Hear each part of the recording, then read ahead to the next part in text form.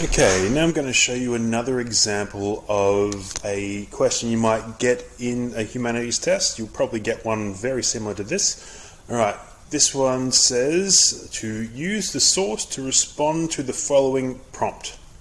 Chinese migrants face racist attitudes in Australia. In your answer, discuss reasons for anti-Chinese sentiment. Okay, so this one's worth 6 marks. Remember, the one we did before was only worth 2. This is worth 3 times as many marks. So, of course, we want to do everything we can to get all those 6. Okay, we're going to put in the effort and make it worth our while. So I'm going to use the same source. Okay, so it's this cover of Figaro, which is some kind of magazine in Queensland. So let's just have a think about that for a second, how we're going to answer this question. Now, there are 2 parts to the question. Racist attitudes and reasons for anti-Chinese sentiment. So the question is, can we find these in the source? Now, I'd say yes, we can. Let's have a closer look at the source first so that we really get to know what we're talking about. Okay, so let's have a look at the cartoon itself. All right, so we've got a Chinese person here and a white person here. Okay, how do we tell he's Chinese? Well, primarily through the use of the pigtail. We see the comically large eyebrows like you might see in Chinese or Japanese theatre makeup. We see the clothes different, and we see the shoes different here. And what we've got, how is he portrayed? Is he portrayed positively or negatively? I'd say really negatively. I mean, look, the artist has drawn the eyebrows comically large. He's got this really weird, ugly, protruding mouth and teeth. Look at these hands. They're almost skeletal, like a skeleton. Yeah, and he looks like here he's being kicked by this white person. So we can already assume that this Chinese caricature is not being portrayed in a positive light. Let's contrast this with the European man over here. He looks tall, he looks muscular. Maybe that's a beer gut, I'm not sure. It could be his shirt. And he's standing up straight. And from his posture, it looks like he's about to kick or has kicked this Chinese person. Okay, so already you're off to a pretty racist start. Now let's have a look at the caption. I've had to zoom in a bit, and I'll move my pretty picture there. But the caption reads, John Chinaman says, "All you kicking me now, you waity 40 years, my countrymen come and eat you all the same lily puppy bow wow." So he's saying, number one, it's mocking a Chinese accent. Number 2, it's saying that the Chinese are going to come and eat everyone like a dog. So it's mocking Chinese accents, and it's also mocking Chinese cuisine as well. I think that the reference to eating people is probably not meant to be taken literally. It's supposed to be figurative, but I'm not sure. It might. Back then, I'm not exactly sure what they thought of Chinese people in that way. But let's have a look at the second caption. The smaller writing says, Chinese merchants in Auckland, New Zealand say that an edict has been promulgated. So it means that a law has been passed in Peking. So I assume that means Peking, which is what we call Beijing now, ordering all Chinese in Australia to return to Australia within 3 years.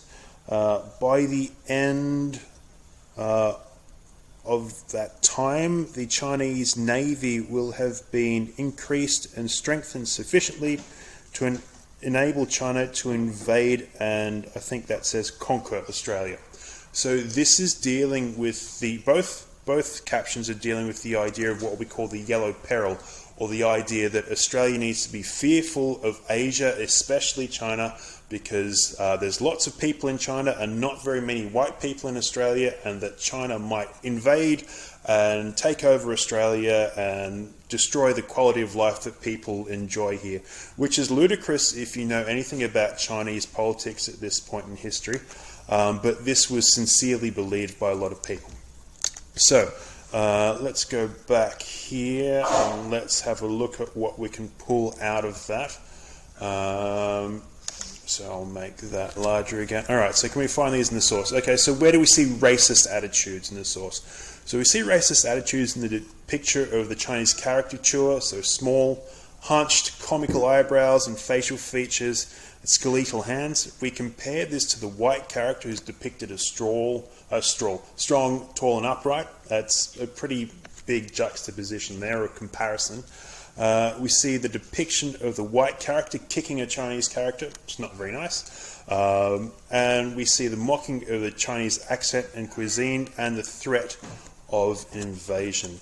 So part 2 of that question was, where do we see reasons for anti-Chinese sentiment? Okay. Now, Chinese people were different in the way that they looked and their culture, as shown by the illustration. So we see the 2 figures. The accent depicted in the caption, we see the reference to eating dogs and people, though this might be figurative, and the idea of the yellow peril, the idea that Chinese people would invade Australia, as seen in the caption stating that China already had invasion plans. All right? So here's an answer that you might give to that question if you wanted to get those juicy 6 marks. Okay? So it doesn't have to be exactly like this, but I'd like to see something of similar effort. So as source A shows, so it's important, really important, to refer to the source when you're asked to. As source A shows, Chinese migrants in Australia faced a considerable amount of racist attitudes. Okay? So remember, using a source to respond to the following prompt. Chinese migrants faced racist attitudes in Australia. In your answer, discuss the reasons. All right. So, for example, the artist has chosen to draw the Chinese character with comically long eyebrows, protruding lips and teeth, skeletal hands, and slouched posture, compared to the tall, strong white character kicking him. The caption also mocks Chinese accents and food.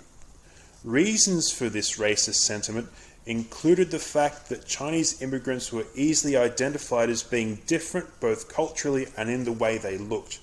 The cartoon illustrates this by contrasting the Chinese caricature against that of a European. White Australians also believed in the idea of the yellow peril, that China might take over Australia, as shown in the caption and the smaller writing, which both warn of a coming Chinese invasion. Okay, so that's how you would go about getting those full 6 marks out of that question.